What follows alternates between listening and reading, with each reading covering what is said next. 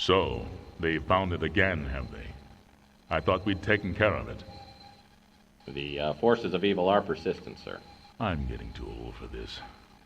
Who have we got lined up to deal with this problem? Murphy, sir. Oh, no, not Murphy. Afraid so, sir. What about Spade or Marlowe? Dead, sir. Isn't there anyone else? Sorry, sir, he's next on the list.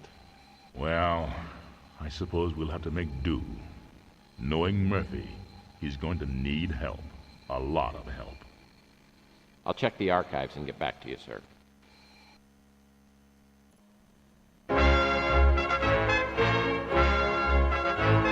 News of the day. As the Second World War enters its final days, Allied forces are on the march. The troops of the Western Alliance are occupied with the dangerous duty of ferreting out the remaining pockets of Nazi resistance. The storming of Berlin has crushed the heart of German opposition and sent remnants of the Fuhrer's troops scurrying into the dark reaches of the Black Forest. The Germans have vowed to fight to the last man in their quest for world domination. But their days are numbered, with Adolf Hitler dead and the once dreaded SS disbanded. The Allies have exposed the workings of the Nazi war machine and found it festering with ancient blood ghosts, whose rituals and ceremonies are too astonishing and barbaric to detail. Allied forces will not rest until the last cult member has been revealed and captured.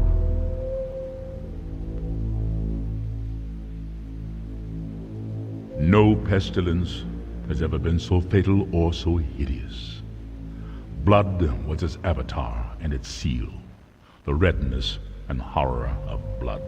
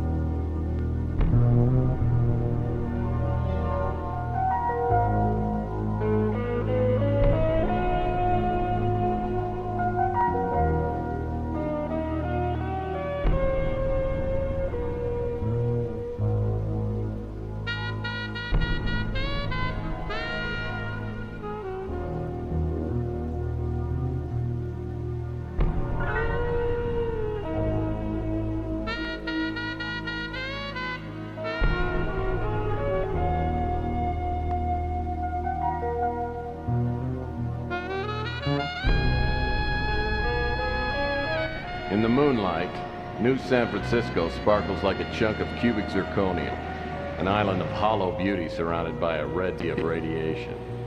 5 million souls drowning in gamma rays. Some lucky people have a natural immunity to genetic mutation caused by the radiation. I'm one of them. Most of them live in the new city, but I don't.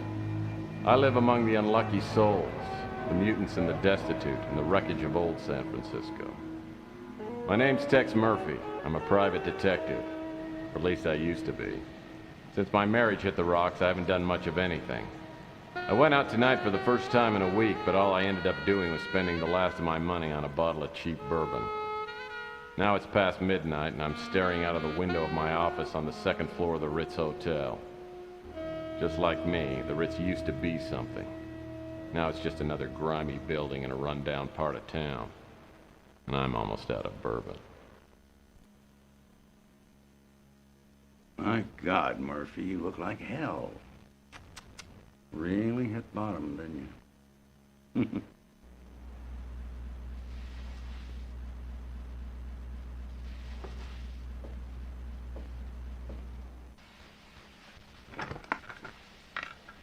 Oh, I usually don't look this bad. I forgot to take my Geritol this morning. So, you want a drink? I saved my first one to have with you. No, thanks.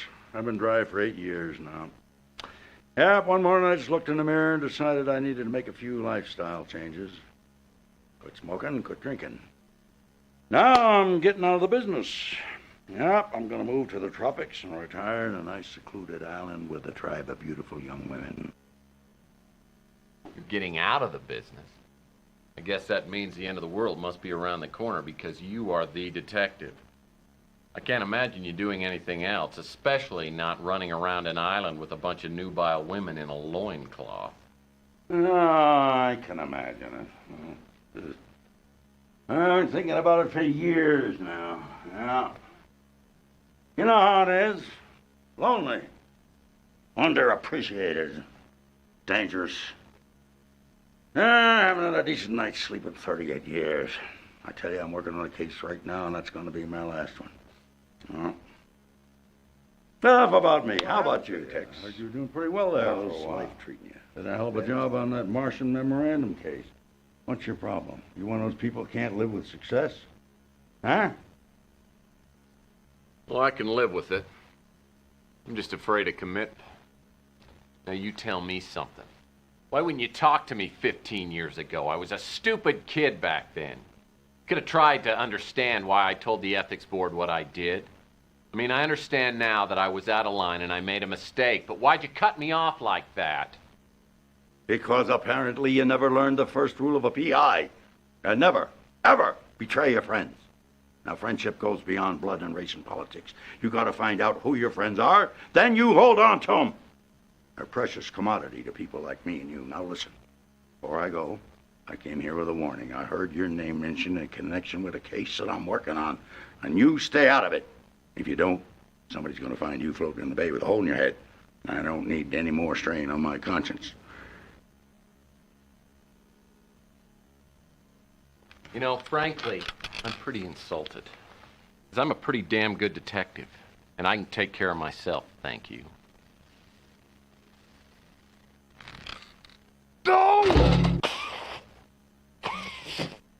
Just remember what I said, Tex.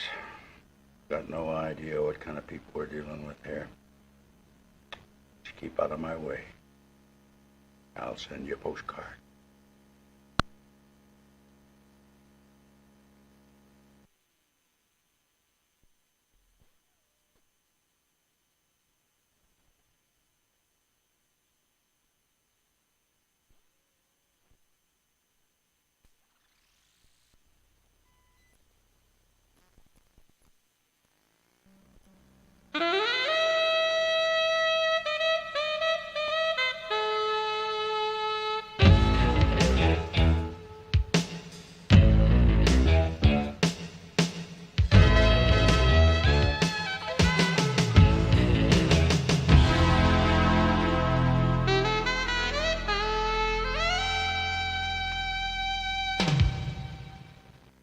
So last night, after 15 years, the colonel walks into my office.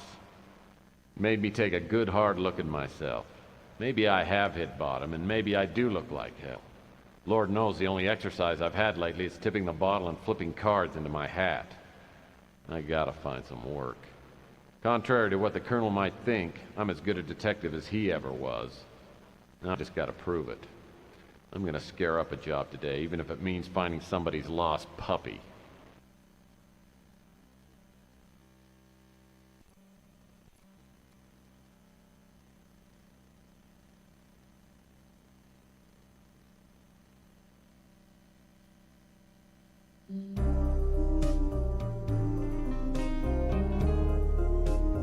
The Scotch Guard that Rudy's upholstering service put on my office chairs will stand up to anything, and I ought to know.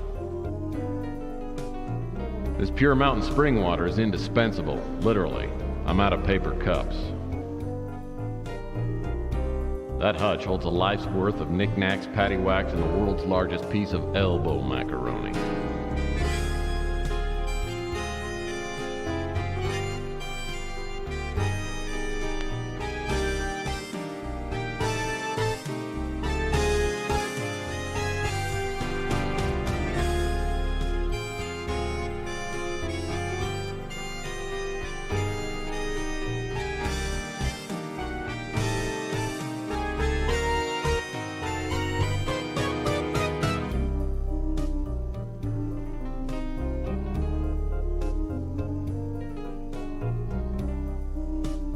Toxic Taste is a novel by Lou G. Trundle, the only mutant popular enough to make the New York Times bestseller list. Hip-hop English keeps me up on all the slang kids are using today.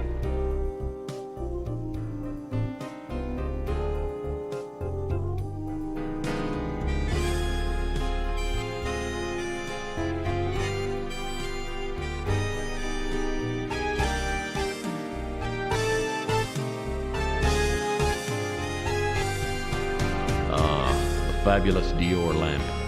I bought it for 77 cents.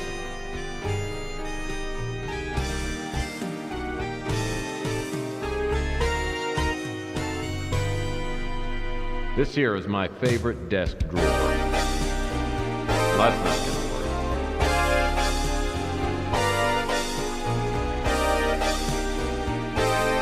As usual, it's a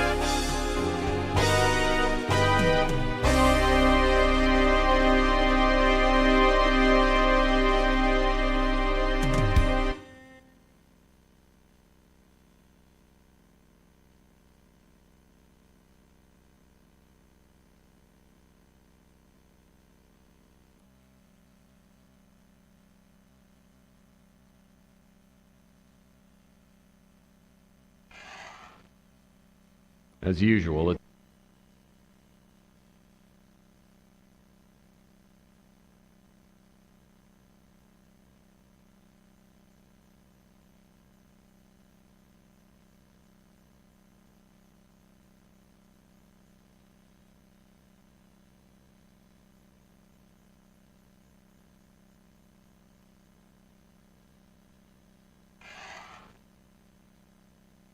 most of these desk drawers haven't been used for so long, I'm afraid to open them. Most of these... As usual, it's nothing in here but...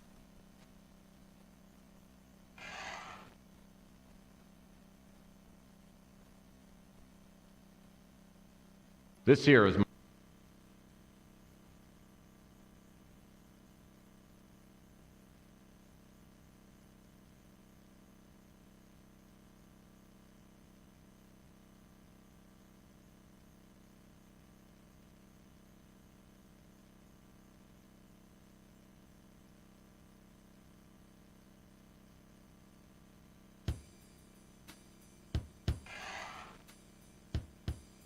Nothing in here but a stamp.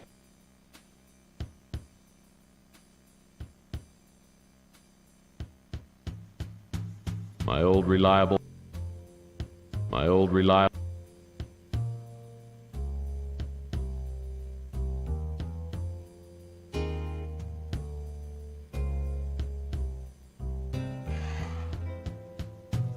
As usual, it's a...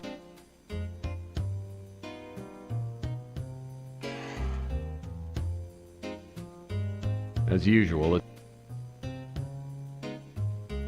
Sylvia, my ex-wife. Whenever I think things can't get any worse, I think about her and how she totally screwed up my life. She's a woman who loves a man, any time. I'll never forget the day I came home early and caught her with the upholstery man. Oh, there you are. I just got done with the chair. I'll be sending the bill to your husband.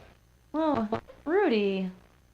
Let's not think about my husband right now. I was watching you upholstery and you're so big and strong. Do you really think so? Well, yes.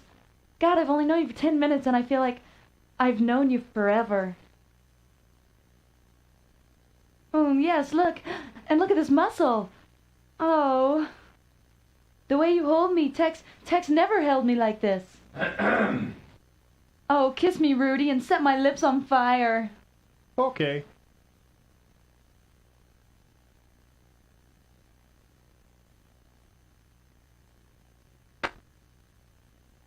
Oh, Tex, honey. I wasn't expecting you home so soon. Well, duh. Obviously. Now I know why the Roto-Rooter man keeps calling and asking whether we need our plumbing checked. Well, I gotta admit, those chairs look pretty good. Thanks. Listen, how about I don't charge you on the labor and we call it even? Fair enough. But from here on out, Rudy, customer servicing doesn't include my wife. See, honey? I saved you some money again. Aren't you happy? I married her for better or worse. Unfortunately, it never got any better.